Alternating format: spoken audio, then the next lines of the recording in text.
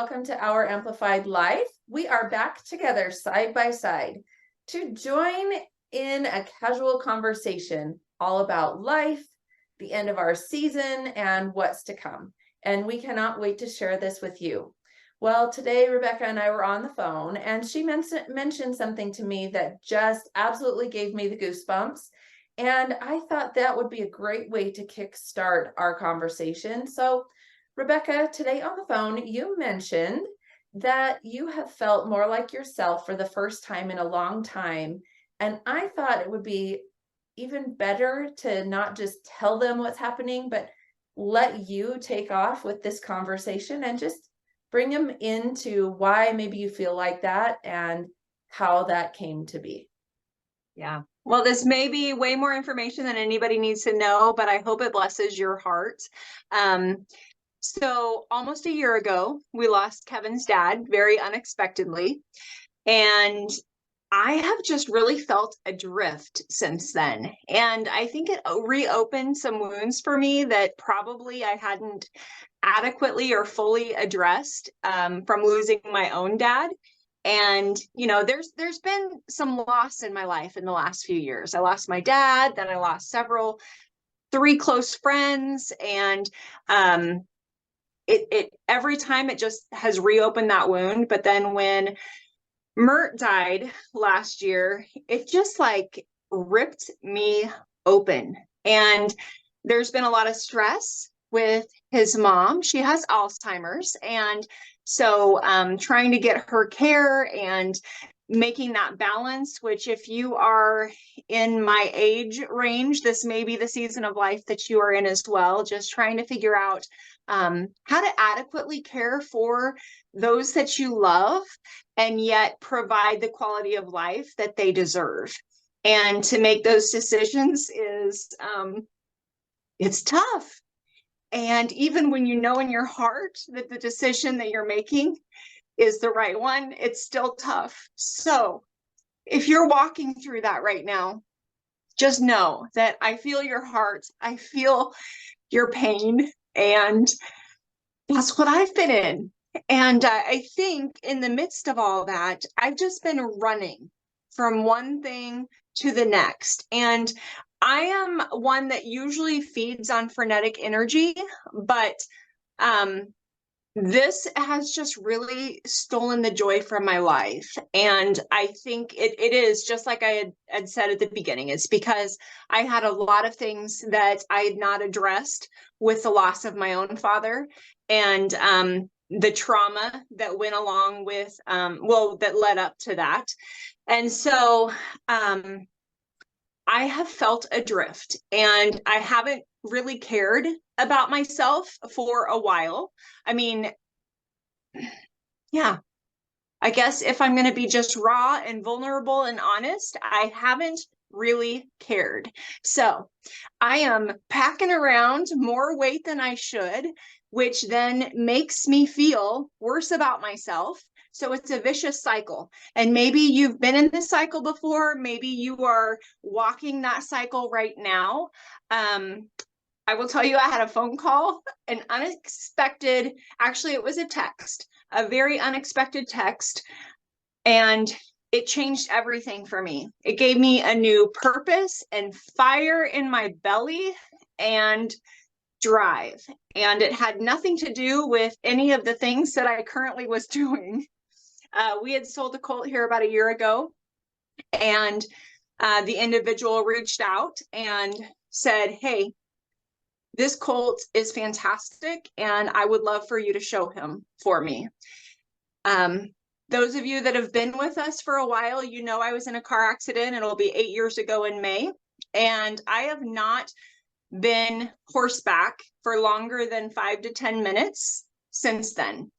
And riding horses, training, showing, doing all the equine things was a huge passion in my life for my entire life, really.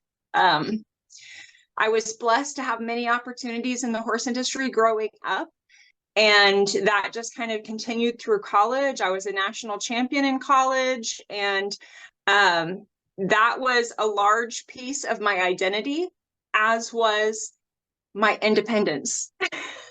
So before you keep going with your story, I just Yeah. want to revisit what you just said, because I think there's a couple really important things to lead into what you're about to say. One, when we give service to others, especially if we are fixers or people that like to help, sometimes we throw our entire selves in and lose ourselves in the process. And part of that is just how we grieve. But it does tend to catch up with us. And I think what you're saying is that you really have lost yourself in the service of others rather than letting God lead the service. And I think the difference is when we allow God to help us lead in that service, we are being taken care of as well. I think the other thing is you have not only suffered the loss of those that you love, but you, over time, after your accident, you lost a major part of your identity and haven't really been able to land on where Rebecca is right now and what Rebecca needs and how do you get that back. And so I just wanted to pause right there because I think there's a lot of us that have lost ourselves in one way or another. I remember when Garrett was really sick with MS and it was my way back to Cabby. I finally was just like, I cannot do this anymore. You're going to have to call and make your own doctor's appointments. I didn't feel appreciated. Everything I did, the efforts were just gone. And I truly was at a rock bottom. So I wanted to take everyone there really quick because what you're saying is so impactful. And it's amazing what our passions do for us. And so if you don't mind, I just wanted to recap because your story is just, if you can't tell, she's in tears. It is really from the heart. And so I just wanted to recap before you now go forward and tell us why this text was so impactful for you. Yeah.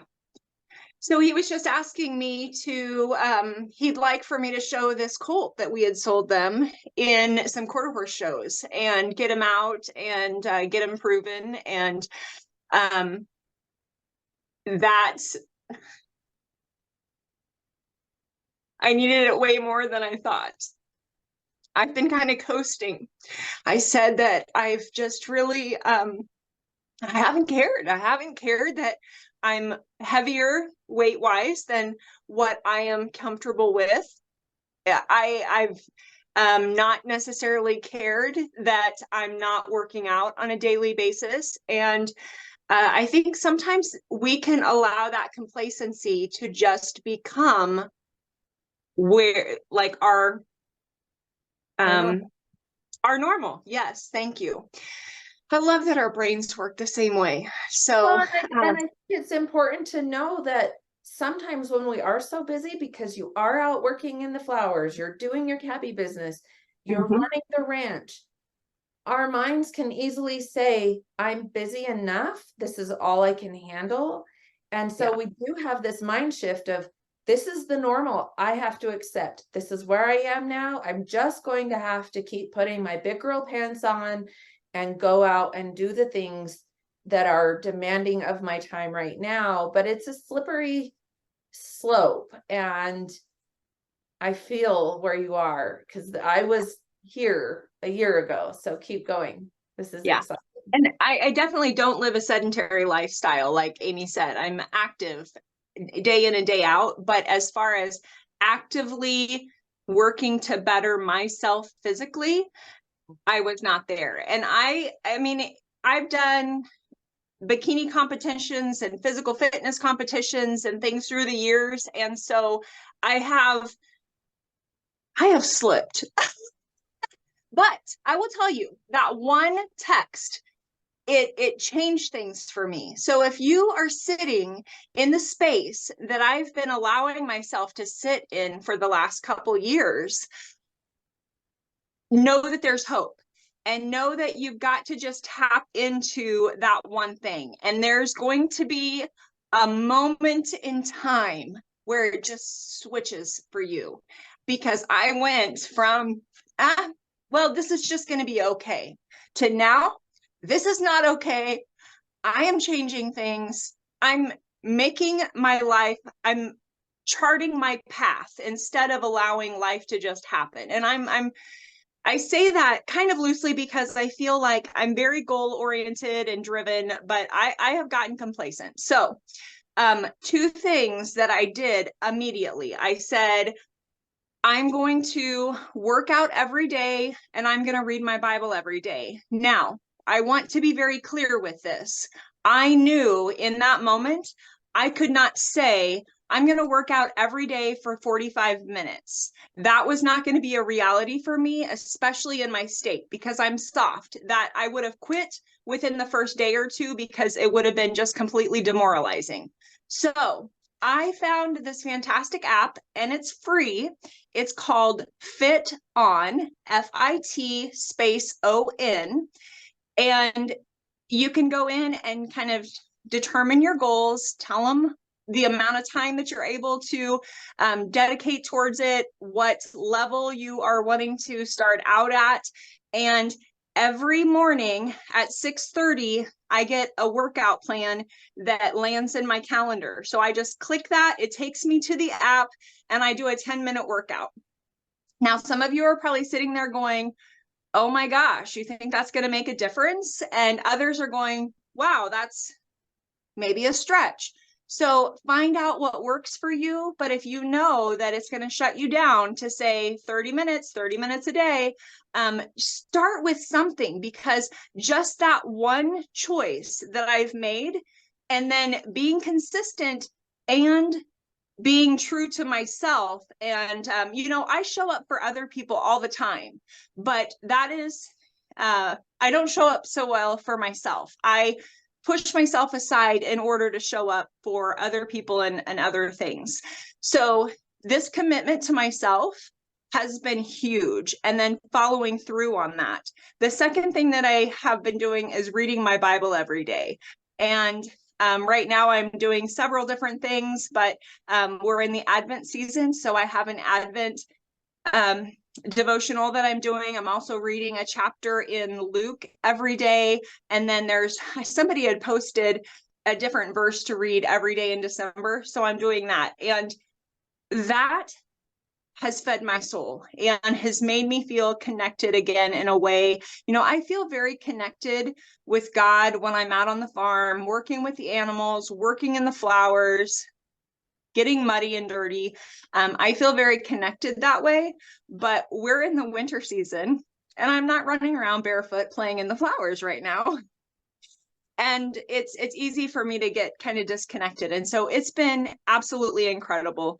It's life-changing. And I say, just start somewhere. Am I going to stay at 10 minutes a day? No, I'm going to continue to work that up. In fact, I've already added then a stretching time at night. So again, it goes right to my calendar. I get a notification. I hit the button and it plays a stretching routine, and it's helping me get to sleep a little bit quicker.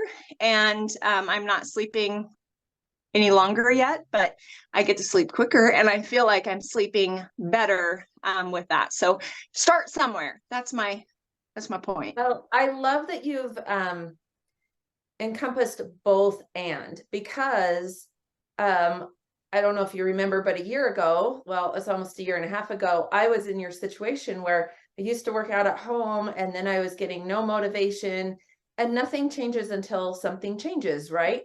Nothing changes if nothing changes. We all know that saying, but I knew I had a lot of problems in my marriage. We were trying to figure things out, and it had to come from my head first. It did not matter. I could not, if my head was not in the right place, my body was not going to move. And the only thing that got my head in the right place was reconnecting to, for me, it's our Heavenly Father. For you, it may be something different. But I needed to get my spiritual soul taken care of first, and then my physical body was able to follow through. And I really do think that those come as a package deal. I also think that if we do not take care of our soul, we don't know how to serve others without completely depleting ourselves. And I know that's where you've been. And I can attest that Rebecca is the most others focused person I've ever met in my life. I think that's why we connect so well. but it's a lesson. I also think that if you have somebody that comes to mind, and it may just be this like, wonder why I've been thinking about her. Oh, I need to tell her that. We never know what a text is going to do for somebody. I mean, this person that texted Rebecca probably had no idea. I mean, it was a business transaction type text, like, hey, I need this to happen. But to her, it wasn't an answer to her prayers. And so I just want to share this, that I think ministering, if that's what you want to call it, to those that you associate with, maybe people in passing, maybe good friends, family. If all it is, hey, I've been thinking of you today. How are you? Or, hey, you looked really pretty when I passed you the other day. Or, hey, I could use your help. We never know what those texts are going to mean to the person on the other end. We never know if they're feeling lonely and, hey, I could use your help, might get them out of the house and do something for them. I think oftentimes we feel like a burden when we reach out to people, and we shouldn't. I know Rebecca and I in this field, we're in the field of sales, and it's so easy for us to let fear guide us and go, I only reach out to them when I think they would look really great in a sweater. So I'm not going to reach out to them because I don't want them to think the next time I reach out to them, it's because I want them to buy another sweater. When actually that impression might come to me because I might think she looks beautiful in this sweater and I should let her know.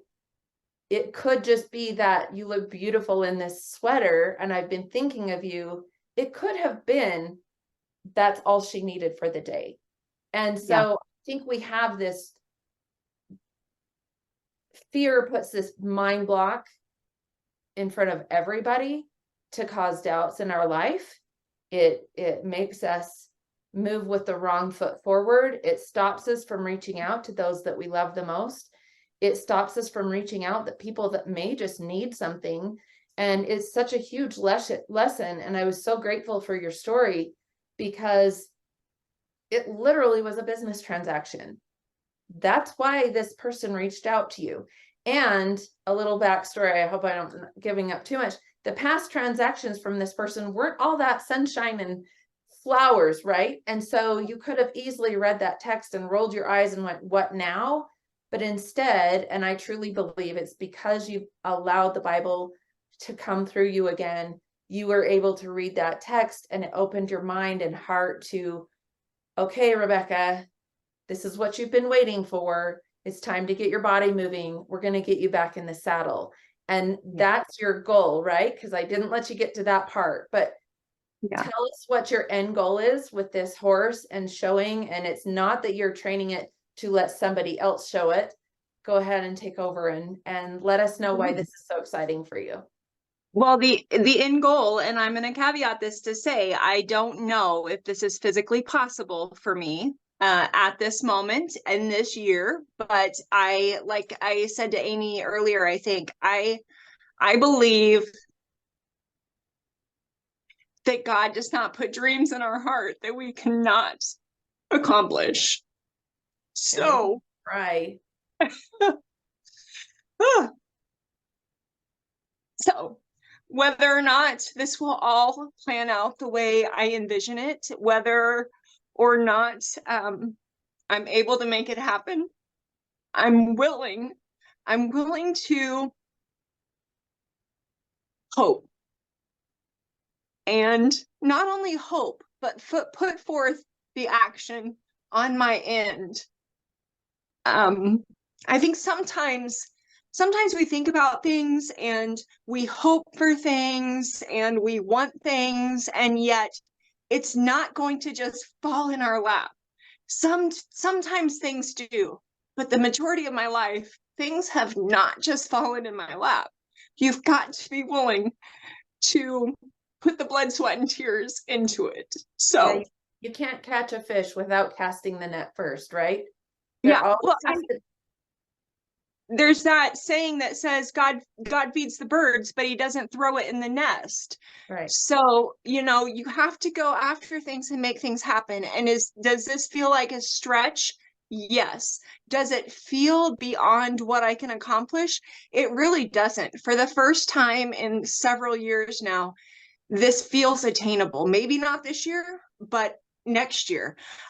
So I'm excited. And it also has gotten me excited about, we raise horses and we've got a lot of nice horses standing around that it has been hurting my heart to see just stand here, because every year I think this is the year. This is the year that I'm going to be able to get back on the show circuit and make some things happen. This is the year.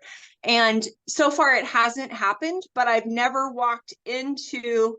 um I've never walked into a year feeling like I do right now. And I kind of call that feeling or the intuition, I call those God nudges. Like you were talking earlier, I woke up at 3 o'clock the other morning and I had a friend on my heart, and I didn't reach out to her in that moment. Maybe I should have, because she was awake. But I called her later on in the day and just said, "Hey, you've been on my heart. Are you okay?" And she wasn't. She had some massively heavy things happening and she needed someone to talk to.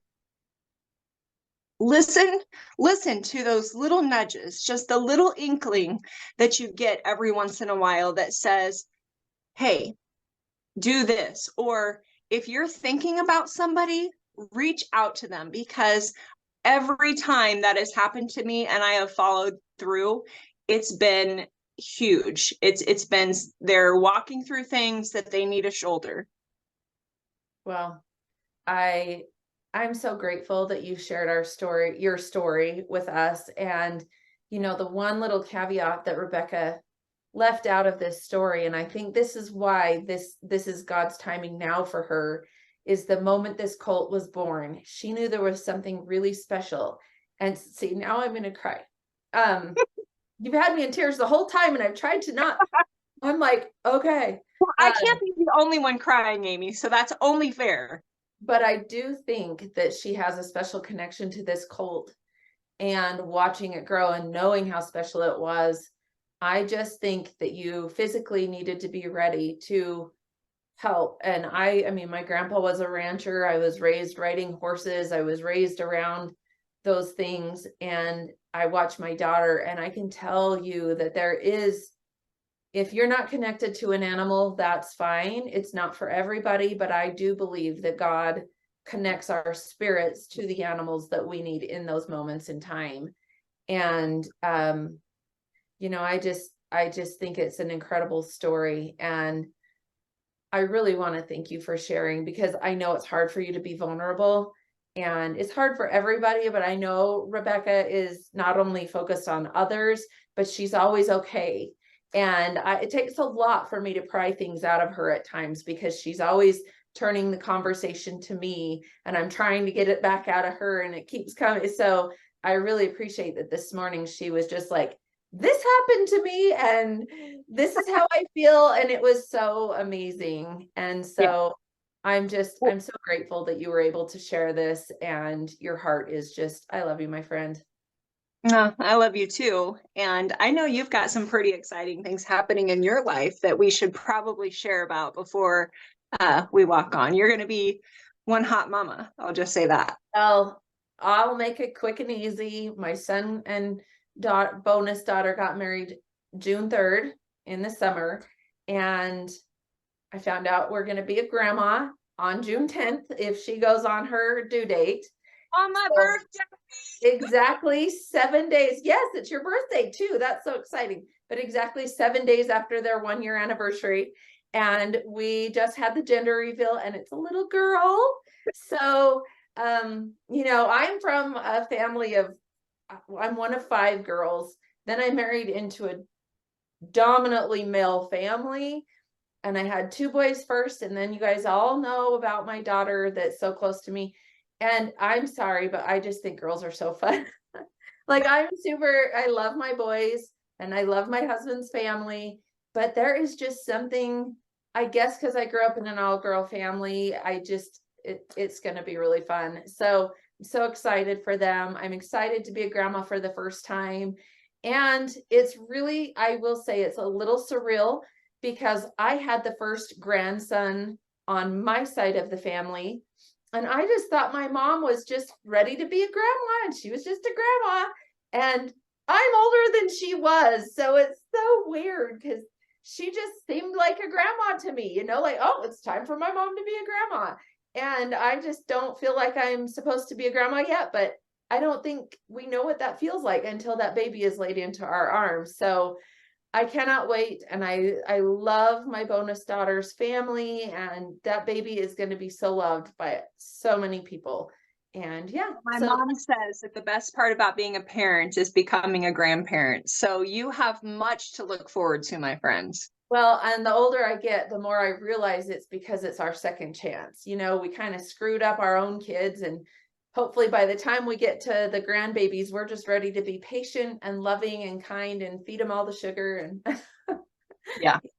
rock them Yeah. and love them. And I can't wait. So yeah, just a quick update, but I'm really excited. Well, we've taken you, and if not you, definitely us, through all the emotions today. And I think that we're able to do this simply because we do look at you as family. And we're so thankful that you are a part of our life. I want you to know, and I know Amy as well, if you are walking through any heaviness, any darkness, anything that you just need a shoulder or an ear, don't hesitate to reach out. If this YouTube channel is your only connection with us, leave us a message and tell us how to get a hold of you, and we will reach out, because there's too much good and light in the world to stay in darkness. So just reach out, let us know. Please let us know if there's any way that we can be praying for you. And thank you for being with us here today and sticking through the ugly crying that I'm sure that I was doing. When I go back to edit this video, I'm going to be like, oh goodness, but hey, it's real life. We all cry, and it's usually not real pretty. So until next week, thank you for being here. Know that we're thinking about you, and we'll see you next Friday.